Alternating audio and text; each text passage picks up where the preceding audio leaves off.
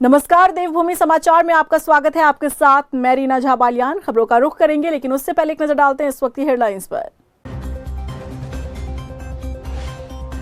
Uniform civil code की expert committee ने धामी सरकार को सौंपी ड्राफ्ट रिपोर्ट। यूसीसी ड्राफ्ट में जनता के सुझाव भी शामिल। अब उत्तराखंड में जल्द लागू होगा यूसीसी। बीजेपी प्रभारी दुष्यंत गौतम द्वारा इंडिया गठबंधन को लेकर दिए बयान पर गरमाई सियासत। प्रदेश भर में कांग्रेसियों ने किया पुतला दहन। दुष्यंत गौतम को दी संभलकर बोलने की हिदायत। उत्तराखंड में अब क्यूआर कोड से बिकेंगी 300 ब्रांड की दवाइयां। नकली दवाइयों की आपूर्ति पर लगेगी रोक। फार्मा कंपनियों को दवाइयों के ब्रांड पर क्यूआर कोड लगाने के निर्देश। नैनीताल पुलिस ने बरामद की 10 लाख की स्मैक। आईटीआई के छात्र तस्कर को किया गिरफ्तार। नशे के खिलाफ कार्रवाई जारी।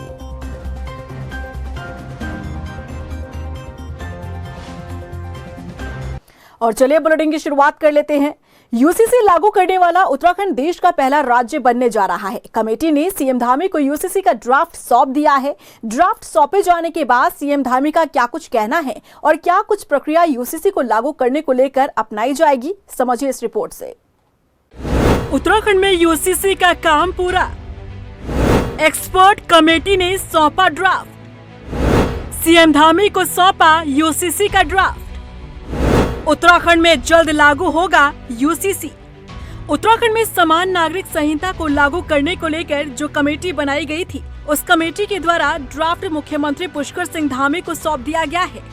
मुख्यमंत्री आवास में कमेटी के सभी सदस्यों के द्वारा ड्राफ्ट सीएम धामी को सौंपा गया, जिस पर सीएम धामी का कहना है कि उत्तराखंड की जनता से जो वादा विधानसभा चुनाव के समय उन्होंने किया था, उत्तराखंड की जनता ने उस पर मुहर लगाने का काम किया और अब सरकार यूसीसी को लागू करने की दिशा में आगे बढ़ चुकी है, जिसके तहत कमेटी का ड्राफ्ट प्राप्त हो चुका है।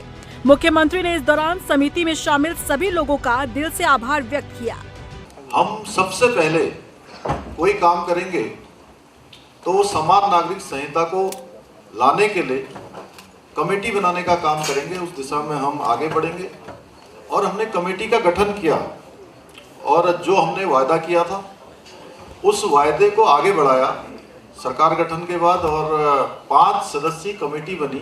इन 5 लोगों की कमेटी ने इस ड्राफ्ट को बनाने का काम किया है। इसमें कहीं ना कहीं उनके विचार सम्मिलित हो गए और ये देश का पहला ऐसा काम है समान नागरिक संहिता का, जिसके लिए इतनी बड़ी संख्या में ये पहला उदाहरण है कि 10% लोगों ने प्रदेश के अंदर अपनी राय इस पर रखी है और उनकी राय के आधार पर हम आगे बढ़े हैं। समिति ने अभी तक 72 बैठकें पूरी की हैं और आज उन्होंने हमको अपनी रिपोर्ट दे दी है और हम ये ड्राफ्ट आज लाकर उसकी समस्त जो औपचारिकताएं हैं पूरी करेंगे। इसके बाद इसका जो विधिक रूप से जो परीक्षण है वो परीक्षण भी होगा। इसका अध्ययन करेंगे और चर्चा करने के बाद, परीक्षण करने के बाद विधानसभा का जो हमने विशेष सत्र, जो ये विशेष सत्र आ रहा है, इस सत्र में इसको रखेंगे और जो कानून बनना है, एक्ट बनना है, विधेयक बनना है, उस दिशा में हम आगे बढ़ेंगे। यूसीसी के ड्राफ्ट में क्या कुछ शामिल किया गया है, इस पर सभी की निगाहें टिकी है। सूत्रों के मुताबिक यूसीसी को लेकर जो बातें सामने आई है, उसमें ड्राफ्ट को कुछ इस तरह से तैयार किया गया है। तलाक के लिए सभी धर्मों का एक कानून होगा। तलाक के बाद भरण पोषण का नियम एक होगा। बच्चा गोद लेने के लिए सभी धर्मों का एक कानून होगा। संपत्ति बंटवारे में लड़की का समान हक सभी धर्मों में लागू होगा। अन्य धर्म या जाति में विवाह करने पर भी लड़की के अधिकारों का हनन नहीं होगा। सभी धर्मों में विवाह की आयु लड़की के लिए 18 वर्ष अनिवार्य होगी। लिव इन रिलेशनशिप के लिए पंजीकरण जरूरी होगा। प्रदेश में जनजातियां इस कानून से बाहर होंगी। एक पति पत्नी का नियम सब पर लागू होगा। यूसीसी लागू करने को लेकर कोर्ट में सबसे पहले याचिका दायर करने वाले अश्विनी उपाध्याय भी उत्तराखंड सरकार के इस फैसले से काफी खुश नजर आ रहे हैं। उन्होंने इसके लिए सीएम धामी का आभार व्यक्त किया है। दिन उत्तराखंड के लिए एक ऐतिहासिक दिन है। आज उत्तराखंड में यूसीसी का ड्राफ्ट आ चुका है। उत्तराखंड की जनता, उत्तराखंड की सरकार, उत्तराखंड के मुख्यमंत्री को मैं धन्यवाद देता हूं। संविधान निर्माताओं का जो सपना था एक भारत श्रेष्ठ भारत का, एक विधान सबके लिए एक समान, एक देश एक विधान, ये बाबा साहब अम्बेडकर, सरदार पटेल, श्यामा प्रसाद मुखर्जी सबका सपना था, वो आज उत्तराखंड में साकार होने जा रहा है। जो गुलामी के समय की कुरीतियां आई थी, इस यूसीसी लागू होने के बाद वो कुरीतियां खत्म होंगी। उत्तराखंड यूसीसी लागू करने वाला पहला राज्य बनने जा रहा है, तो वहीं उत्तराखंड में मुख्य विपक्षी पार्टी कांग्रेस पूरी तरीके से इसके पक्ष में नजर नहीं आ रही है। कांग्रेस का कहना है कि राज्य हित के लिए जो सर्वोपरि होगा वो अच्छी बात है, लेकिन यदि किसी अधिकार का हनन होगा तो उसके खिलाफ कांग्रेस आवाज बुलंद करेगी। यूसीसी यूनियन का सब्जेक्ट है, केंद्र का सब्जेक्ट है, स्टेट का है ही नहीं। भारत के नागरिकों की जिसमें बात हो तो ये नहीं हो सकता कि उत्तराखंड में लागू हो, हिमाचल ना हो, हरियाणा ना हो, दिल्ली ना हो, यूपी ना हो। क्या फ़ायदा उसका? केवल उत्तराखंड में किसी चीज़ को लागू करने का कोई उद्देश्य ठीक नहीं लगता है, केवल चुनाव शगुफा है।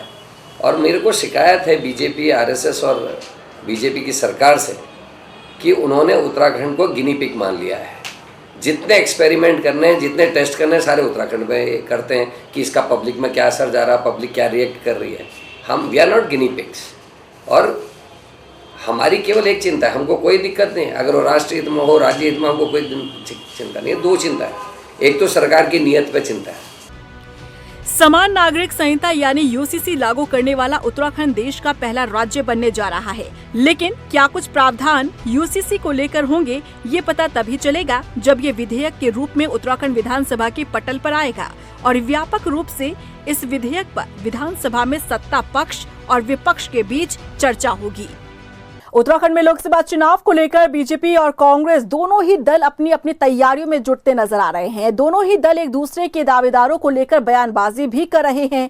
बीजेपी के चुनाव प्रभारी दुष्यंत कुमार गौतम ने कहा कि कांग्रेस में एटीएम का काम करने वाले को ही टिकट मिलता है, तो वहीं कांग्रेस ने प्रतिक्रिया देते हुए कहा कि बीजेपी में अहंकार और घमंड है, जिसकी वजह से बीजेपी इस तरह की टिप्पणी करती रहती है। जहाँ तक प्रत्याशियों की बात है, वहाँ पर कांग्रेस में तो एक परिवार ने घोषणा करनी होती है, जो वहाँ का एटीएम का काम करता है वो बन जाएगा। लेकिन यहाँ लोकतंत्र है, यहाँ पर प्रदेश वालों से भी पूछा जाएगा। सब सर्वे करने के बाद में पार्लियामेंट्री बोर्ड है, वो बोर्ड निर्धारित करेगा जब उम्मीदवार घोषित होगा। देखिए, कभी कभी मुझे बीजेपी पर टिप्पणी करने में अच्छा नहीं लगता। बस मैं इतना ही कहना चाहूँगा कि ये वो लोग हैं जिन्होंने स्वतंत्रता संग्राम सेनानियों के संग धोखा किया, भारत माता के संग धोखा किया। अनेकों उदाहरण मैं नाम लेके भी कह सकता हूँ जिन्होंने स्वतंत्रता संग्राम सेनानियों के खिलाफ गवाहियां दी और स्वतंत्रता संग्राम सेनानियों को इन आरएसएस वालों की गवाही पर जेल हुई। नाथूराम गौडसे जिसने महात्मा को मारा, गांधी को, उसकी जय जयकार करने वाली पार्टी से यही उम्मीद की जा सकती है। वहीं बीजेपी के प्रदेश प्रभारी दुष्यंत गौतम द्वारा इंडिया गठबंधन के नेताओं की कुत्तों से तुलना करने वाले बयान पर कांग्रेसियों ने नाराजगी जताई है। देहरादून में कांग्रेस के महानगर अध्यक्ष जसविंदर सिंह गोगी के नेतृत्व में कांग्रेस ने दुष्यंत गौतम का पुतला दहन किया। कांग्रेस के महानगर अध्यक्ष जसविंदर गोगी ने कहा कि नेताओं को इस तरह के बयान नहीं देने चाहिए और दुष्यंत गौतम अपना मानसिक संतुलन खो चुके हैं। देखिए, दुष्यंत गौतम जी का जो एक बयान सामने आया है, उसकी जितनी भी निंदा की जाए उतनी कम है। भाजपा के नेताओं को जो ये इन्होंने बयान दिया, उन्हें शर्म आनी चाहिए। और मुझे लगता है दुष्यंत गौतम का कहीं ना कहीं मानसिक संतुलन बिगड़ गया है, इसलिए वो ऐसे बयान दे रहे हैं। और किसी भी राजनीतिक नेता को, दल के नेताओं को इस तरह की बयानबाजी नहीं करनी चाहिए और इनको शर्म आनी चाहिए। वहीं बीजेपी के प्रदेश प्रभारी दुष्यंत गौतम के बयान को लेकर लक्सर में भी कांग्रेसियों ने नाराजगी जताई। बता दें कि गुस्साए कांग्रेसी कार्यकर्ताओं ने यहां पर बालावाली तिराहे पर दुष्यंत गौतम का पुतला फूंककर बीजेपी सरकार के खिलाफ मुर्दाबाद के नारे लगाए। भारतीय जनता पार्टी में एक राष्ट्रीय महासचिव हैं जो दिमाग से पैदल हैं, जिनके अंदर संस्कारों की कमी है, दुष्यंत गौतम। जब भी देखो लगातार वो कई बार कांग्रेस के बारे में और अन्य नेता राजनीतिक पार्टियों के बारे में अनर्गल बयानबाजी करते हैं। उन्होंने भी एक बयान दिया कि इंडिया गठबंधन जो है कुत्तों की जमात है, जिसकी जितनी निंदा की जाए कम है। आज हम पुतला फूंककर दुष्यंत गौतम का और भाजपा पार्टी का ये अपना विरोध जता रहे हैं। जो दवाइयां आप केमिस्ट से खरीदते हैं कई बार वो असली नहीं नकली होती है। ऐसी ही कई शिकायतों के बाद इस पर रोक लगाने के मकसद से अब दवाइयां QR कोड के साथ बिकेंगी, जिससे आप असली और नकली दवाइयों के बीच का अंतर समझ पाएंगे। उत्तराखंड में भी इसके लिए आदेश जारी कर दिए गए हैं। आखिर कैसे ये QR कोड काम करेगा, देखिए इस रिपोर्ट में। कहीं आप तो नहीं खा रहे नकली दवाइयां? क्या असली के नाम पर थमाई जा रही नकली दवाई? अब लगेगा नकली दवाइयों पर ब्रेक। QR कोड के साथ बिकेंगी दवाइयां। तबीयत खराब होने पर आप केमिस्ट से जो दवाइयां खरीदते हैं वो असली है या नकली, इसका आप पता नहीं लगा पाते। नतीजा होता है कि तबीयत और बिगड़ती चली जाती है। ऐसी ही कई शिकायतें लगातार सामने आ रही थी, जिसके बाद केंद्र ने एक्शन लेते हुए 300 दवाइयों पर QR कोड लगाने का आदेश दिया। अब इस आदेश का पालन उत्तराखंड में भी किया जा रहा है। प्रदेश में नकली दवाइयों की आपूर्ति रोकने के लिए अब 300 ब्रांड की दवाइयां QR कोड से बिकेंगी। फार्मा विनिर्माण उद्योगों को दवाइयों की पैकिंग पर QR कोड लगाना जरूरी कर दिया गया है। प्रदेश में दवाइयों के रिटेलर और होलसेलर QR कोड वाली दवाइयों की बिक्री ही करेंगे। इस संबंध में खाद्य संरक्षा एवं औषधि प्रशासन विभाग ने आदेश जारी कर दिए हैं। QR कोड से दवाइयों के नकली या असली होने का पता लग सकेगा। अभी क्या है कि पूरे देश के अंदर सभी जगह नकली दवा ऐसे बहुत सारे ऐसे इश्यूज आ रहे हैं और पेशेंट को अच्छी दवा मिले उसके लिए 300 दवाओं को, जो कि बिल्कुल बहुत ज़्यादा उच्च ब्रांड है, उनको QR कोड उन पर जारी कर दिया। जो भी मेडिकल स्टोर खरीदेगा या कोई होलसेलर उसको अगर मेडिकल स्टोर को बेचेगा तो उस पर QR कोड होना अति आवश्यक है, नहीं तो वो दवाइयाँ सीज कर दी जाएंगी। तो इसकी क्योंकि असली है, इसकी जानकारी QR कोड से मिल जाएगी। अब आपको बताते हैं कि आखिर दवाइयों पर ये QR कोड कैसे काम करेगा। असली और नकली दवा की पहचान करना आसान हो जाएगा। दवाई पर लगे QR कोड को स्कैन कर असली नकली का अंतर समझ पाएंगे। असली या नकली दवा की टेंशन हमेशा के लिए खत्म हो जाएगी। मेडिकल स्टोर से दवा खरीदते वक्त QR कोड स्कैन के बाद ही पेमेंट करें। इसकी तैयारी वैसे तो पिछले साल से ही शुरू हो गई थी। अब उत्तराखंड में भी 300 दवाइयों पर QR कोड लगाने का आदेश जारी कर दिया गया है। इन दवाइयों में Aciloc tablet, Augmentin Duo, Betadine, Becosules capsule, Betnovate cream, Calpol tablet, Combiflam, Montair LC tablet समेत 300 ब्रांड की दवाइयों पर QR कोड लगाना जरूरी है, जिसके बाद लोग असली और नकली दवाई का फर्क आसानी से समझ पाएंगे। भगवानपुर की विधायक ममता राकेश ने सोलानी नदी के पास गांव हसनपुर, मदनपुर और शहीदपुर में लगभग 1 करोड़ 95 लाख की लागत से तटबंध बनवाने के कार्य का उद्घाटन किया। इस दौरान विधायक ममता राकेश ने बताया कि बाढ़ सुरक्षा दीवार न होने से स्थानीय लोग और किसानों को काफी परेशानियों का सामना करना पड़ रहा था, जिससे देखते हुए अब गाँव में बाढ़ सुरक्षा दीवार बनाने का काम किया गया। कि ये समस्या ग्रामवासियों की बहुत लंबे समय से चली आ रही थी और उन्होंने मुझसे कई बार आकर के मिले कि हसनपुर मदनपुर में सोलानी नदी के पास में हमारे नदी के पुल को भी इसकी वजह से खतरा बना हुआ था और काफ़ी हमारे किसान भाइयों की ज़मीन इस बार नदी में चली गई। उनकी समस्या को देखते हुए मैंने यहाँ का निरीक्षण किया। हमारे साथ सचिव वित्त हमारे यहाँ आए, निरीक्षण किया उन्होंने, ग्रामवासियों की भी समस्या को सुना और उसे प्राथमिकता से लेते हुए हसनपुर मदनपुर और हमारे गी सैदपुर गांव में दोनों जगह बाढ़ सुरक्षा दीवार कराने का काम किया। अन्य विधायक जी ने बहुत प्रयास करा, अन्यथा ये काम पहले भी यहीं पड़े रहे था, आज भी यहीं है, नीचे भी ऐसा ही है। ऐसे ही इनके प्रयास, जितना इनका क्षेत्रीय हिसाब इनका प्रयास है, इतना किसी विधायक का नहीं आता। 11 फरवरी को मुख्यमंत्री पुष्कर सिंह धामी का लोहाघाट दौरा प्रस्तावित है। सीएम धामी के दौरे को लेकर तैयारियां जारी है। व्यापार मंडल अध्यक्ष भैरव दत्त राय ने कहा कि लोहाघाट नगर में मुख्यमंत्री का भव्य स्वागत किया जाएगा। सीएम धामी लोहाघाट में जनसभा को संबोधित भी करेंगे। उम्मीद की जा रही है कि क्षेत्र के लिए कई घोषणाएं भी मुख्यमंत्री द्वारा किया जा सकता है।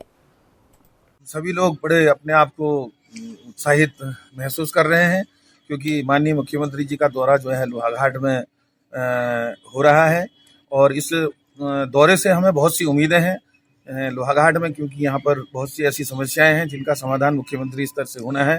तो हमें आशा है कि श्रीमान धामी जी हमारी इन मूलभूत समस्याओं की ओर अपना ध्यान करेंगे और हमारी समस्याओं का समाधान करेंगे।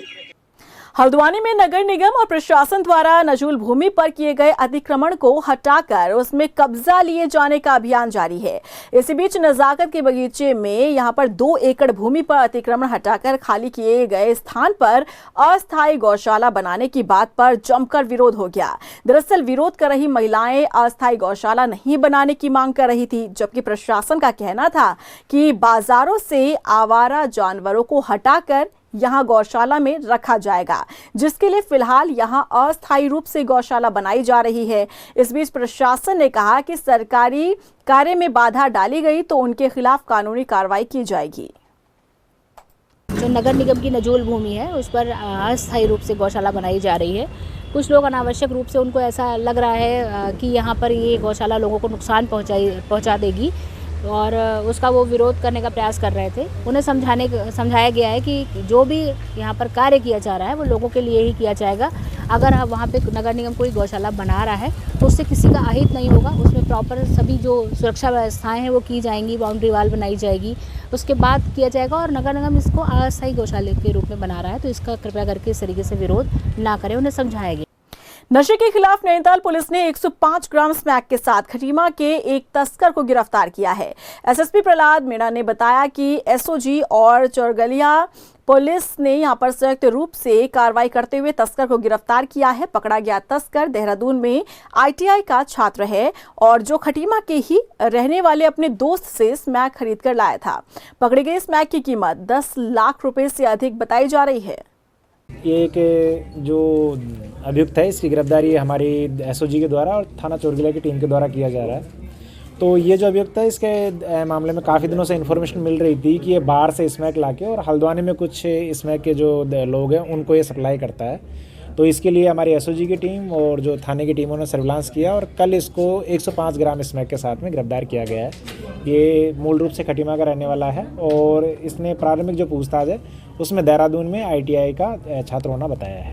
दिनेशपुर नगर पंचायत के हर वार्ड में कूड़े का ढेर लगा हुआ है, लेकिन कूड़ा निस्तारण को लेकर कोई पहल नहीं की जा रही है। दरअसल नगर निगम की व्यवस्था प्रशासन के हाथ में है, लिहाजा स्थानीय लोगों का कहना है कि कर्मचारी किसी की नहीं सुन रहे हैं, जिसकी वजह से नगर में सफाई व्यवस्था चरमरा गई है। स्थानीय लोगों को काफी परेशानियों का सामना भी करना पड़ा है, लेकिन सफाई व्यवस्था की सुध लेने वाला कोई नहीं। बहुत परेशानी आती है। अगर कोई कस्टमर आता है या कोई भी यहाँ पे आके कुछ भी कार्यक्रम करने के लिए होगा तो ये सारी गंदगी देखने के बाद ना उसको थोड़ा डाइवर्ट भी हो जाता है उनका कि अगले से यहाँ पे नहीं आएंगे। गंदगी देख के लोगों की मन की सोच ही बदल जाती है कि यार ये कहाँ पे रहते हैं। देखिए हम लोग तो बता